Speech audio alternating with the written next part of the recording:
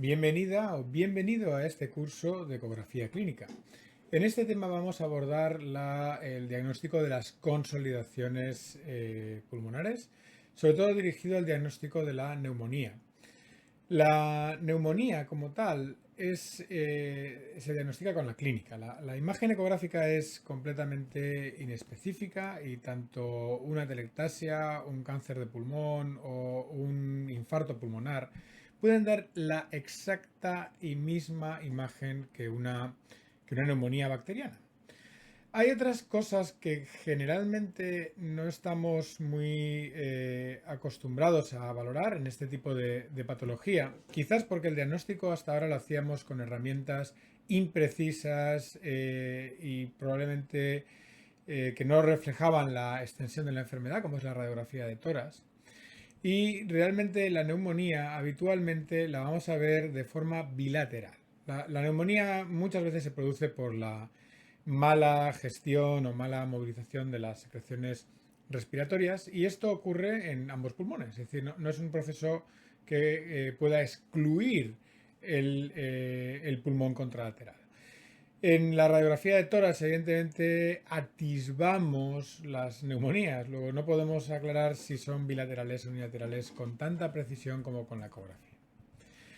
La neumonía también ocurre por esta misma razón del acúmulo de secreciones o de la mala movilización en las bases del pulmón. Fundamentalmente la base del pulmón derecho. Es una zona que está muy bien irrigada, pero la ventilación es deficiente y eso puede hacer que las secreciones se acumulen ahí y las neumonías habitualmente nos las vamos a encontrar en la espalda del paciente. Esto ocurre y muchas veces los enfermos, o bien porque sean enfermos frágiles, o bien porque el enfermo esté afectado por el proceso neumónico, no tenemos una radiografía PA y lateral, sino que tenemos una radiografía en proyección anteroposterior y en decúbito.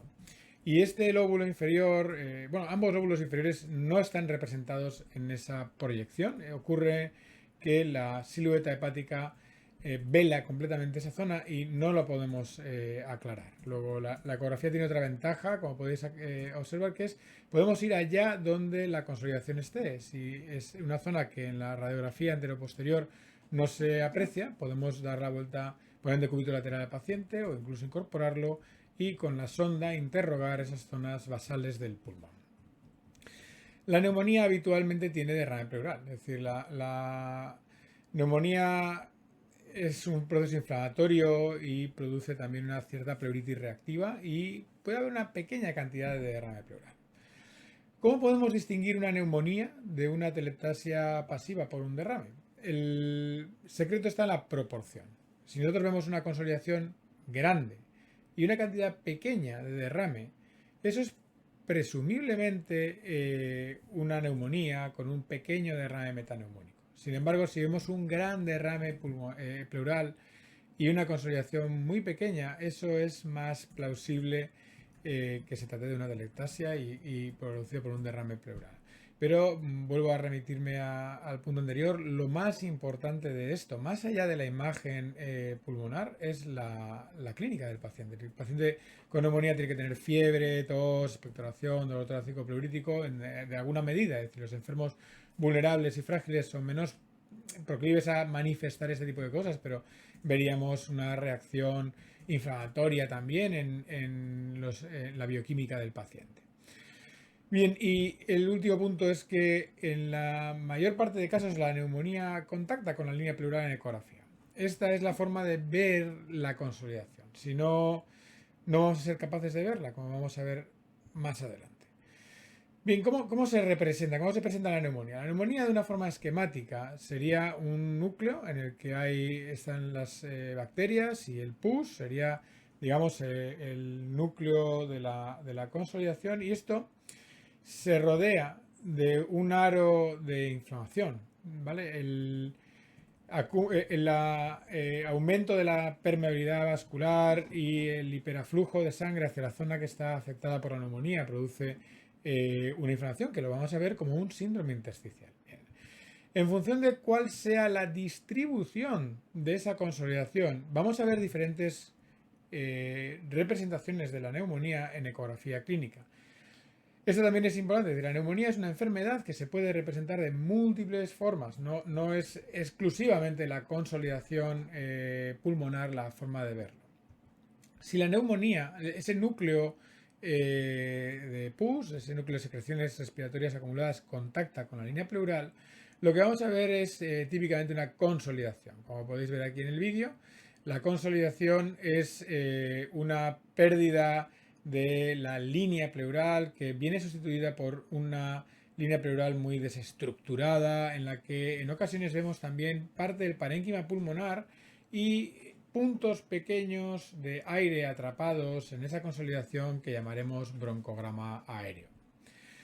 Bien, y si esa neumonía no tiene contacto el núcleo, sino ese halo de inflamación o de síndrome intersticial, lo que vamos a ver es efectivamente un síndrome intersticial. Y esto es un poco complejo porque el síndrome intersticial es, incluso puede ser normal encontrarlo en las bases pulmonares de un paciente que está encamado, que tiene pobre movilidad. Ese gradiente de ventilación-perfusión en el que las bases pulmonares están más perfundidas hace que en esa zona, bueno, pueda haber un poquito más de extravasación por presión hidrostática y se puede ver un cierto síndrome intersticial.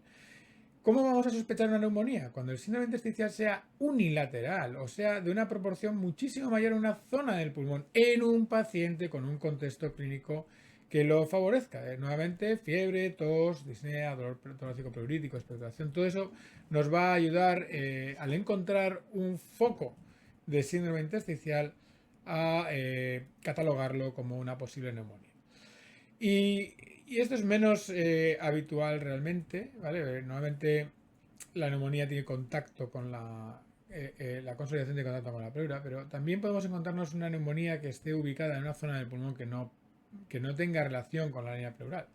Una neumonía en el centro anatómico del pulmón no la podríamos ver de ninguna forma. Es decir, veríamos líneas A, no habría un patrón completamente normal a nivel pulmonar. Y en este caso quizás haga falta otro tipo de valoración, como puede ser una prueba volumétrica, como un TAC. Puede producirse una cierta menor movilidad del deslizamiento pleural en estas zonas, pero es tan sutil que es algo que no creo que sea práctico que recordéis y en la práctica real no nos permite aclarar que haya una neumonía en esta localización. Bien, ¿qué es exactamente lo que vemos cuando hablamos de una consolidación? La consolidación parece una mella o una sustracción de la línea pleural, que os recuerdo que no es la pleura, sino que es la interfase entre pleuras, visceral y parietal, y aire en la zona más profunda. En esta imagen tendemos a pensar que es un desplazamiento de la línea pleural. Es decir, se puede hablar de desestructuración de la línea pleural, se puede hablar del signo de fractales, cuando hay una desestructuración y se socava esa línea pleural más en profundidad. Pero en definitiva, lo que vamos a ver es esto. Aquí tenemos representado un modo B de un corte, en este caso con una sonda lineal, que no debemos utilizar. Esto es una imagen muy evidente en un paciente pediátrico, pero en el paciente adulto vamos a utilizar una sonda convexa.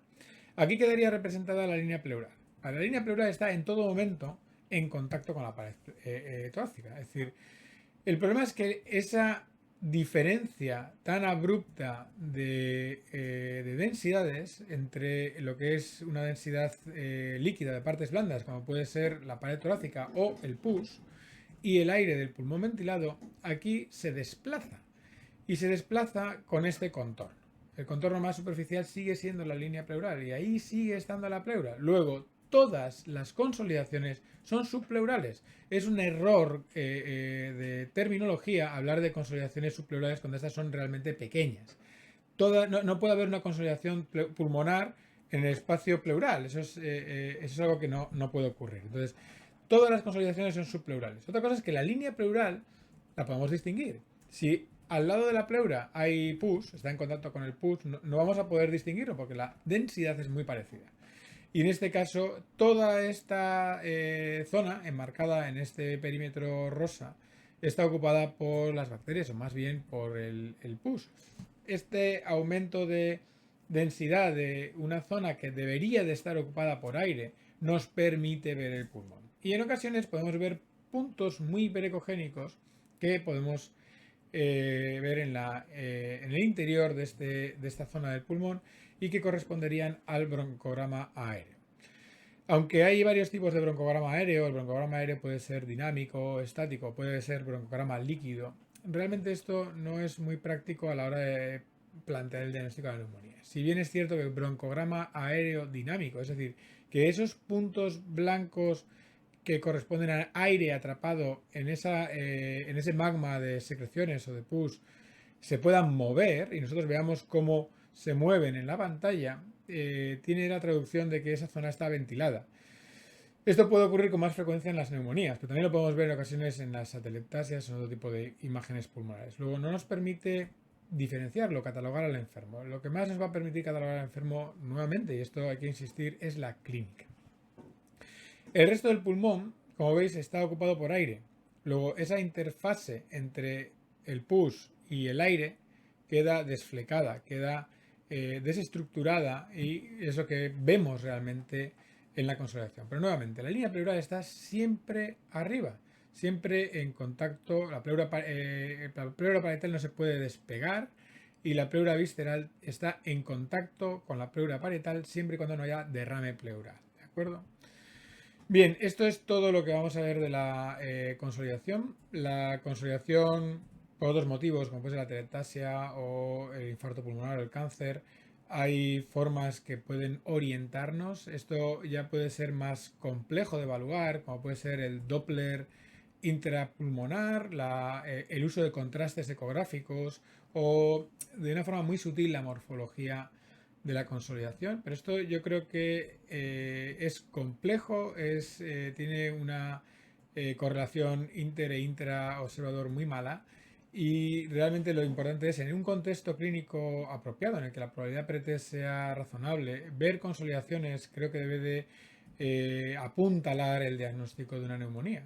Siempre en los pacientes que veáis con fiebre hay que evaluar no solo el foco pulmonar, sino otro tipo de consideraciones, a menos de que sea algo muy evidente como un paciente que te cuente tos, dolor torácico pleurítico, expectoración purulenta y luego veamos la consolidación. Esos enfermos creo que buscar un foco abdominal no parece muy práctico.